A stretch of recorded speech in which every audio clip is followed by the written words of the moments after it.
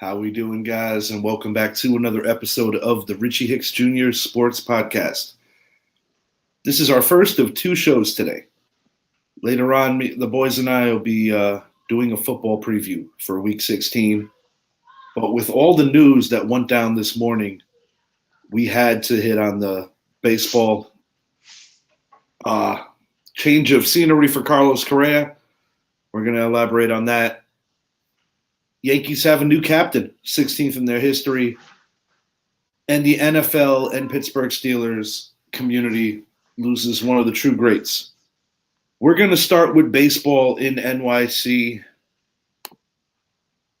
From Arson Judge, as John Heyman foully reported, to Carlos Correa. This month of December has been really rough on the San Francisco Giants. It started with John Heyman earlier in the month reporting that they were finalizing a deal with Arson Judge. He actually spelled Aaron's name wrong. It's been many a meme in Yankee country. I've already seen some Yankee fans purchase Giants shirts with the name Arson Judge on the back. And most recently, it was reported a few days ago that Carlos Correa was signing a 13-year, $350 million contract with the Giants. It wasn't specified on what was wrong with the physical, or which party initially backed out. But the point is, here on the East Coast, we found out that Correa got signed by the Mets 1 year less, 12 years, for $315 million. And, Zappy and I spoke about it this morning. And he's like, damn, can you imagine being a West Coast fan waking up right around now to this news? They strike out on two of the premier free agents because essentially the Giants played their hand and showed that Correa was their backup plan if they didn't get Aaron Judge. Your thoughts, Zappy, about all of it? What do you think about this?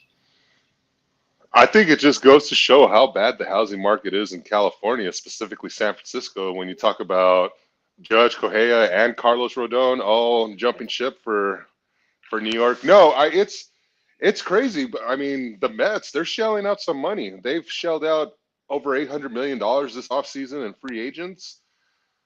They're obviously all in. They were close this year, couldn't quite get over that hump that we all expected them to fumble over, and then so they come out and they get themselves a Correa to go along with Nemo, and I mean the money that they're forking out doesn't make too much sense because no way am I going to pay Correa that much for a guy that, I mean, he has one Gold Glove in his career.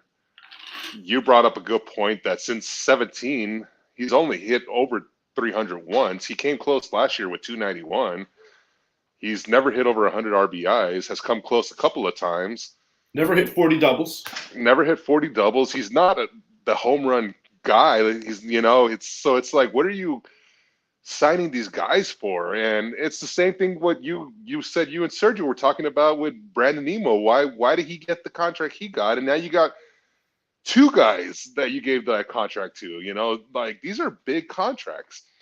And the only thing that comes to mind is, while they're younger, they're not exactly him, it's Bobby Bonilla because of the guaranteed money they're shelling out. And if Carlos Correa doesn't work, or specifically Carlos Correa, that money's going to be paid to him no matter what. Whether it's split up over 10 years after he's done in New York or whatever, but all it takes is one injury. And yeah. And now, and we spoke on this on Sergio's show as well, you just reset the market, and it's not for the best. No. These are like hockey contracts, what I'm seeing here. Pretty soon you're going to see a 25-year contract like the one Magic Johnson signed with the Lakers. But back in those days, that was reasonable. It was $1 million a year, $25 million contract. That's a little more reasonable. Yeah, and, with all these contracts we saw this offseason, it brings up the question is, what kind of contract is Ohtani going to get? Because that's Uncle Stevie. They're going to try to sign him too. Yeah, that's assuming they don't trade him, even though they said they're not going to. Yeah, okay. But, no, as far as Correa, hey, good for him. He got his money. I find it weird that he failed a physical, or so they say he failed a Yeah, physical, yeah, it's very odd. and then all of a sudden he's signing with the Mets and he passes his physical. Like, what part did he fail? What did he decide not to do? What was it exactly? And what did the Mets say? Were they like, who cares? We need him. Bring him in. So That's also mind-boggling to a level, because I do understand that they needed more offense. I get that. But quite frankly, and I said this a couple of shows back, I'm not convinced that their pitching staff is better this year than it was last year. Yes, I get it. You got the reigning AL Cy Young champion moving to the NL and Justin Verlander. You got Max Scherzer. We spoke about the age of the two co-aces. You got the young man from Japan, 30 years old. Young man. You got Quintana, but you lost Bassett, DeGrom, Taijuan Walker, Carlos Carrasco. You basically lost all the guys that carried you last year with the exception of Scherzer. Yeah, it's like they said, this is not going to work. They only gave it one try. It's a little weird to me, because it's like the Mets, are they that comfortable that you could just interchange parts in a pitching rotation? I mean, that's a huge overhaul. 80% of your starters are going to be different, with the exception of Scherzer. I have to say that's a little drastic. And similar to what the Yankees did years ago when A-Rod came over, they're moving him to third. They're keeping Francisco Lindor at shortstop. But, you can spend all the money in the world. The only thing that matters is if they win. And right now, I'm not 100% sure if they're better than they were last year. That will be revealed. Yeah, as of right now, the way it stands and the way the offseason has gone, I think the Mets are probably the third best team in the National League right now. I think the Padres are going to make that jump. I mean, they better, after what they have done dating back to not even a year ago when they made the trade for a Juan Soto, and they go out and sign a Xander Bogaerts, and they had a complimentary player like a Matt Carpenter, and so on and so forth. The Mets will be good, but that's a lot of stuff to add and hope for a complete change, because you still need the chemistry to work. If there's one thing one person I could see it benefiting, maybe in regards to bringing in a Correa and a Nemo, would be an Alonso. I could see him benefiting from this greatly, where we're going to see him get a few more home runs next year. Maybe he'll flirt with 40 again, or possibly 50. But as far as what exactly are you hoping for from a Correa? Are you expecting this guy to come out and just get you 20 home runs, 85 to 95 RBIs, and hit 290? That's not worth the annual salary he's going to be getting. Mets are all in. I'm going to tip my hat off to them. Their payroll next year is over $500 million, with 110 of it being in luxury tax. So they're going to be paying every Major League Baseball team a good chunk of money per season. So hey, if it pans out and they get themselves an NL pennant and then possibly a World Series next year, good job. But right now, I just can't see it. But we'll see. We will see, sir. Aaron Judge officially signed the deal today, as well as his new teammate, Carlos Rodon, the 16th captain in New York Yankees history. To put it in perspective, the third since 1990. This is the third Yankee captain I will see in my lifetime. Thurman Munson was before my time, and he untimely passed away in the late 70s. Don Mattingly. Oh, so you just have Mattingly and Jeter. Mattingly was the first captain to this day, the guy right behind me there, my favorite baseball player. Derek Jeter. What more can you say about him? 5-time world champion.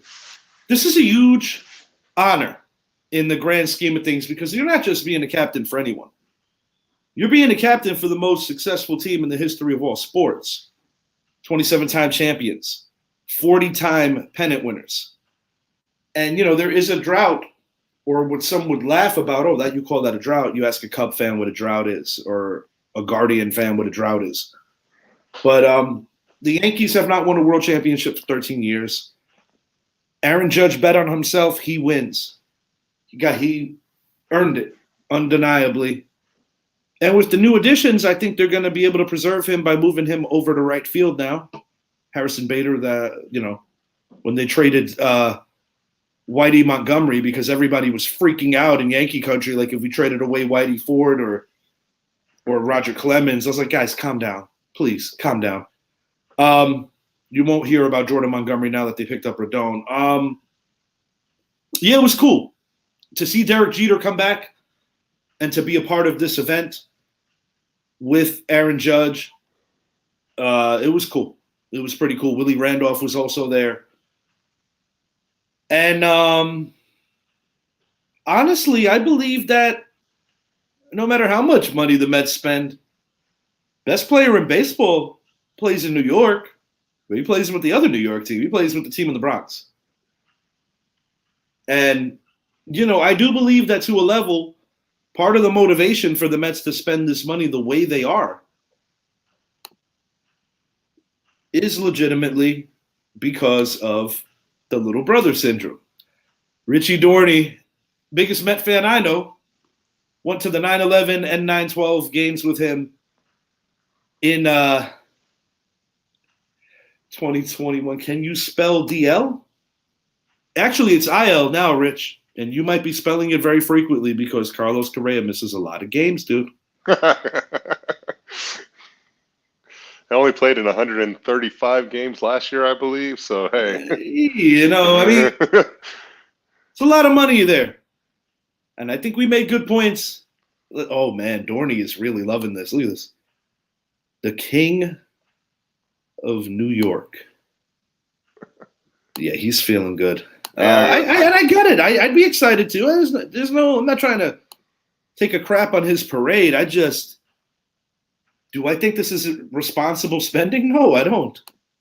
And ultimately, it has to turn into a championship or two. It has to at least turn into an NL pennant, at least.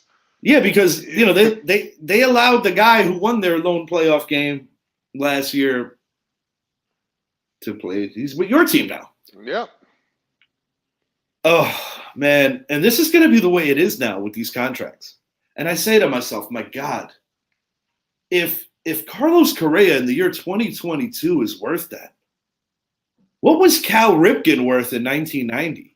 What was Derek Jeter worth in 98? You know what I mean? I'm sure these players are sitting back like, man, I wish I would have played during this time and got the contracts now. But it's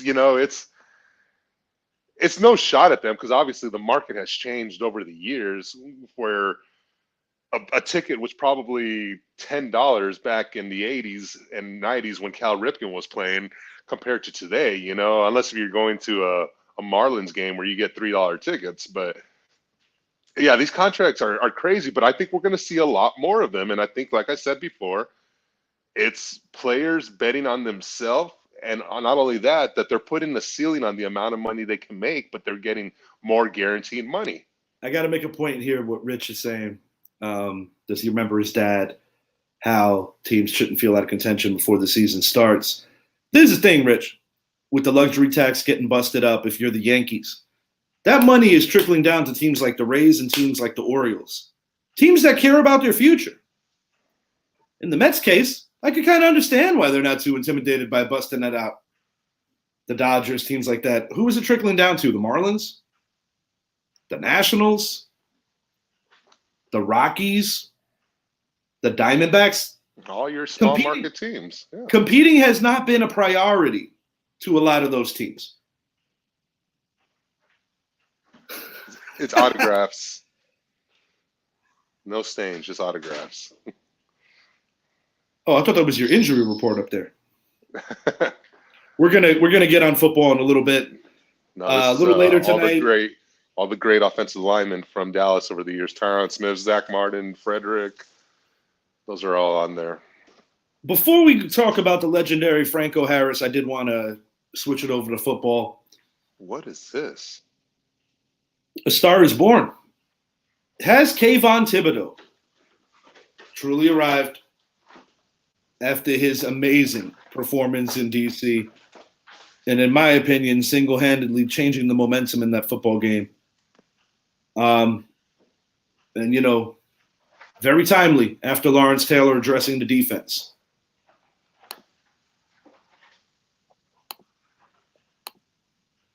One thing I'm enjoying, and we had this conversation off air a couple of times. When you're a rookie, you don't get those holding calls. I thought that was coming for your head there. That was a little exciting. Yeah, it's pretty cool, huh? Do it again. Do it again. Nah,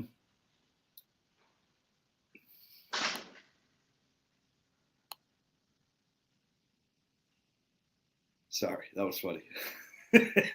Oh, Jolly's a Giants fan. I'm just gonna not even say anything anymore. Yeah, Jolly loves the Giants, but he did lose a bet, so he was posing as a Cowboy fan for a couple of weeks. Definitely a man of his word. Kayvon Thibodeau, man, I feel that he has the right demeanor to be in New York. And in addition to that, what I also like is that he's not taking any crap off of guys that are already established stars in town. Kevin Durant put out a holiday hugs meme off of the non-PI call. And Thibodeau was quick with it. He was like, man, I wish you played tight end. In other words, not showing any intimidation. And I'm surprised it didn't go further than that, given the sensitivity that Kevin Durant has shown on many of those social media platforms. Or even with those chicken legs, he's not going to chip no Thibodeau. No. On a more serious note, the NFL lost a great one today, and it's kind of crazy, for lack of a better word, on how it happened. The 50th anniversary of the Immaculate Reception is coming up this weekend, which was the motivation for the NFL scheduling the Las Vegas Raiders to play in Pittsburgh. The Steelers were planning on retiring, long overdue, Franco Harris's number. The Steelers are not a team that retires numbers like that. He is only the third player in their franchise's history. And you're talking about the team that is tied for the most Lombardi trophies. Majority of their success started in the 70s, the first 40 years of their existence, similar to the team that they share the Lombardis with, the Patriots, was rather dark. In the Patriots' case, things got better in the year 2001. In the Steelers' case, in the 70s, mid-70s. Franco Harris, the Immaculate Reception. I want to say that essentially you can't tell the story of the NFL, the elaborate story of the NFL, without that play. In terms of what it meant for the league, I think that play could potentially be the most impactful. Because when you look at dynasties that played this game, the Green Bay Packers were tweeners in the sense that their dynasty spanned from the end of pre-merger into the Super Bowl era. Fast forward about 12 to 15 years later, when the Steelers were in their peak dynasty of the 70s, and their main nemesis was your Dallas Cowboys, who were able to also win a couple in that decade. I guess what I'm getting at is the Steelers were the first notable dynasty, truly, unequivocally, in the Super Bowl era. And Franco Harris was the bruising running back that played for these teams. And this was a different era. This is where the passing game on a lot of levels was still in its infancy. A game that was essentially defense and the running game. It was won in the trenches. And those Steeler teams embodied that. And like I said, you cannot tell the story of the NFL without that. It's sad. It's sad because, like I said, it would have been really cool to see him finally get into that Steelers Hall of Fame, essentially, having his number forever retired. And I tell you, it's crazy. It's like they did the All Madden special, and we lost John Madden right after that, like essentially just about the same time as that. Franco Harris, you're talking a few days before this great ceremony. He passes away at the age of 72. A huge loss on a lot of levels. Yeah, it's a very, very, very sad loss. Gone too young, only 72 years old. He had a big week ahead of him. Yeah, he certainly did. You're talking about the 50-year celebration. He's gonna get his name retired in Pittsburgh Steelers Hall of Fame. And we're talking about a guy that when we talk to people that our parents, for example, or a John Olsen, and we talk to them about football back in the 60s, 70s, one of the names that's going to come up without a doubt is a Franco Harris, a guy that was a part of a four-time Super Bowl team and a Hall of Famer, a top 15 running back all time, rushing yards wise, the all time leading Pittsburgh Steelers rusher, not Yes. Jerome Bettis. Everyone says Jerome. I'm like, no. Jerome had more yards, but he was a Ram before a Steeler. That's correct. So, arguably the greatest Italian to ever play the game. So it's a huge loss today, and it's just, I grew up a Cowboys fan. Everyone knows that.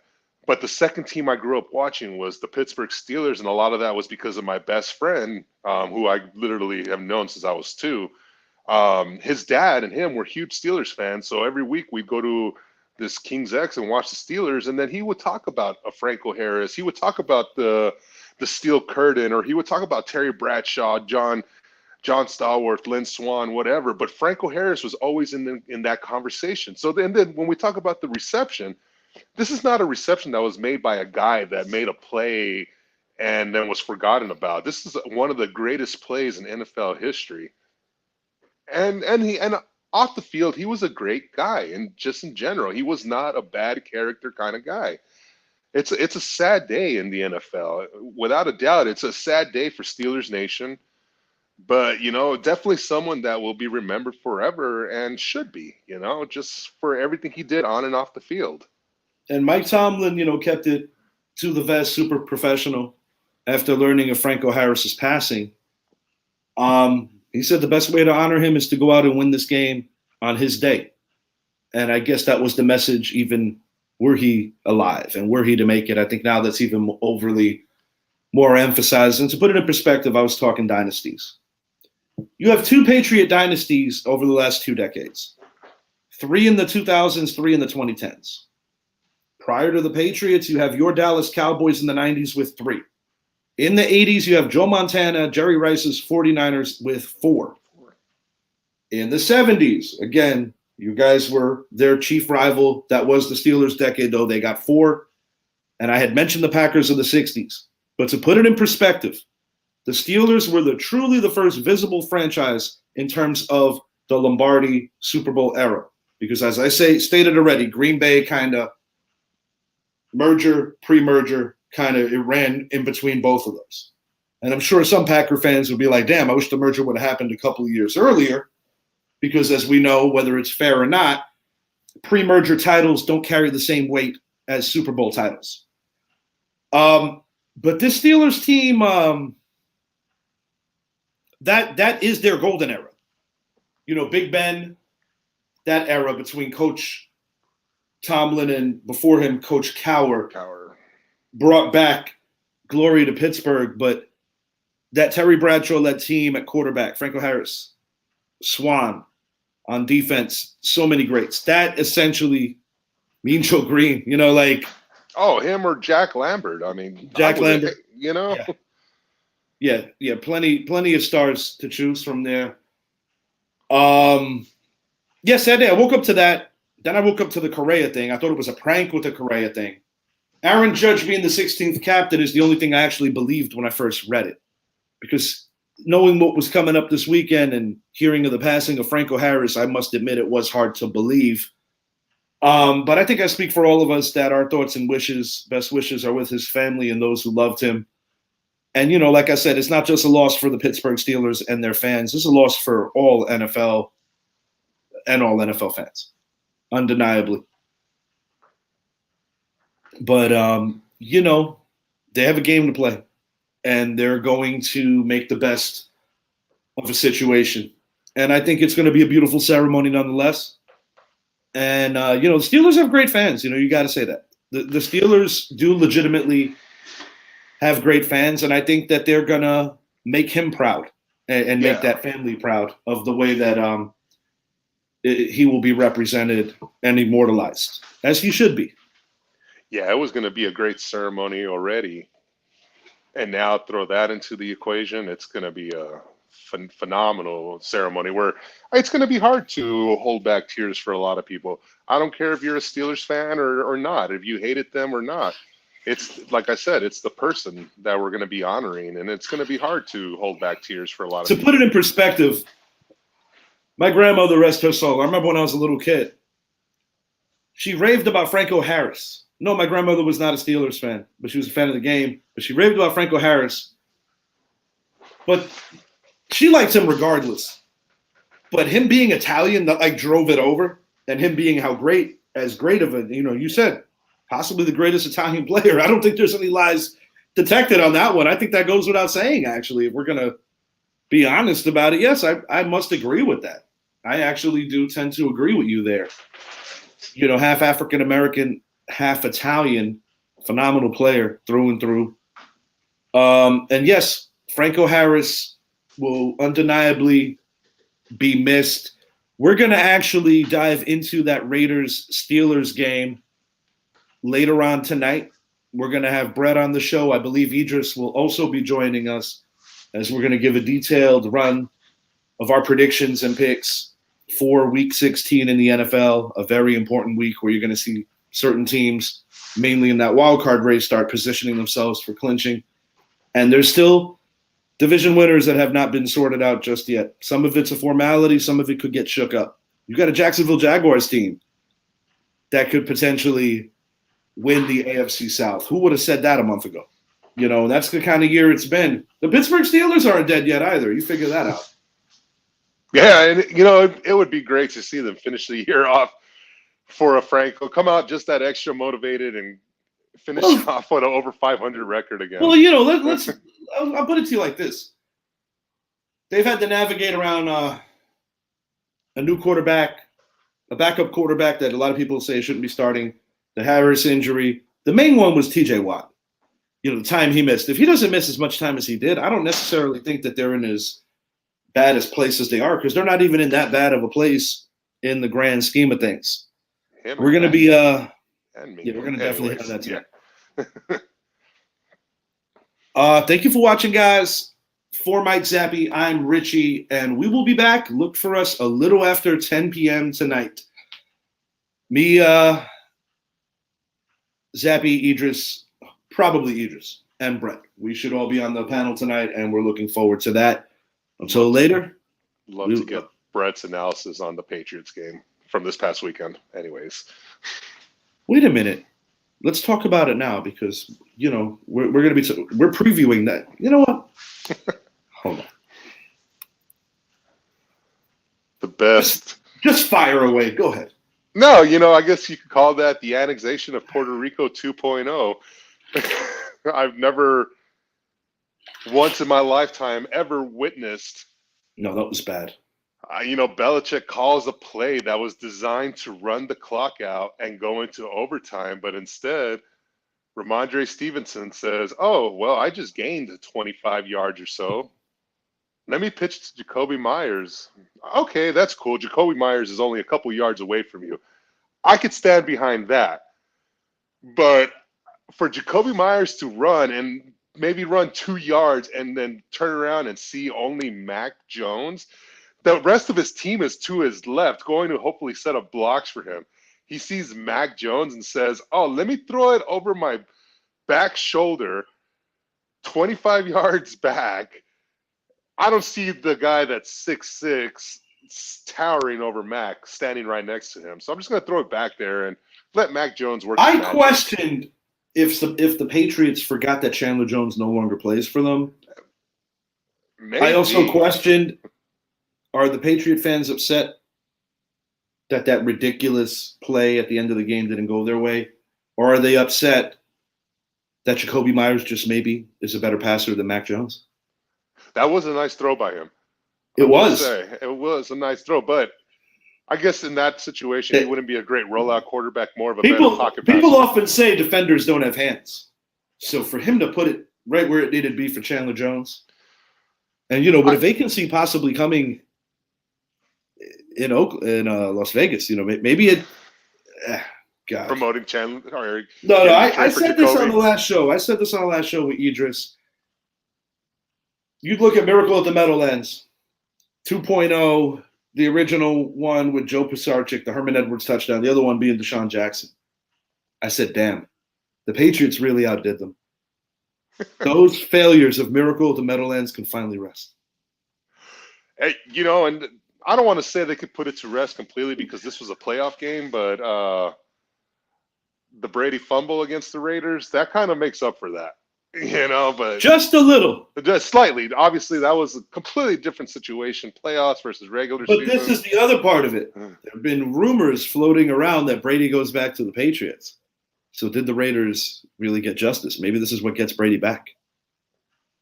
Well, if I'm Mac Jones, I definitely don't want to show my safe after being planted onto the ground like that by Chandler Jones. And he says he should have made that tackle. You're not tackling Chandler Jones, Mac. I'm sorry. He didn't want to be part of any kind of contact, so that's a bunch of BS. When you see it, you're no, like a child. If I'm Chandler Jones, I'm licking my chops like, I'm about to stiff arm the hell out of you, make you a part of the ground. I just think the sad part about it all is that you have Derek Carr and Mac Jones witnessing Jacoby Myers throw a better pass than both of them. That's it. It's only setting up for what I think's happening, Mr. Aaron Rodgers. But because the Raiders did get the win, do we troll Brett tonight and say, man, Carr's improving? Yeah. Oh, absolutely. Absolutely. Josh McDaniels gets a win against Bill Belichick. Oh, man. It's perfect. We're talking about a guy that was trying to argue with me and you about Derek Carr improving, being a great quarterback, rooming with Devontae Adams. And that team comes and beats his team. Yes, absolutely, I'm going to troll him. He still hasn't responded in our text message thread when I clowned them about that. All right, he'll be on. Good. He'll be on tonight. We could also speak to him. We're going to let you in on what's been going on in our fantasy league before we get out of here. Zappy earned himself a first-round bye with a league-best record, only one loss, which was the final week of the year. I dropped out of the bye spot, had to play round one against our good friend of the show, Tim. Man, it came down to me listening to the game on the radio. Aaron Jones gets stopped at the 1 yard line. I'm like, oh, great. They're going to run the same play again, and I'm going to get eliminated. And then during the long commercial break, the announcers were saying how there was such a fondness between Matt LaFleur and Sean McVay that the Packers are just going to sit on it and not run up the score. And that's essentially why I'm in week 2. To speak on the Patriots, I didn't realize Ramondre Stevenson was going to be healthy to play. So I went with Foreman of the Carolina Panthers, and I definitely regretted it. He did not even get me under a point against the Steelers defense. Josh Allen, phenomenal week as Jalen Waddle did, and that's what got me over in that league. Brett, in the consolation bracket, has... Had a boy, Thorny. Yeah, during the course of the year, Dorney always breaks Brett's balls. That's just the way it is. But this was great. Brett got so mad after losing in the consolation bracket to him that he's like, well, go to hell. You still finished in last. And then I had to be the corrector and be like, well, actually, Brett, by losing in the consolation round, he finishes ahead of you for the year because that is essentially a playoff. So I'm sure Brett loved to read and see that. Yeah, I'm looking forward to having Brett on tonight. If there was ever a week that we would want him on, it was after this Patriot debacle. And they don't have it any easier. They're bringing in Joe Burrow, welcoming him to Gillette Stadium. That is not going to be easy. Man. Yeah, looking forward to the football show tonight. I'm actually going to nod off for a short while, get my game face on for that show later tonight. We appreciate you hanging with us.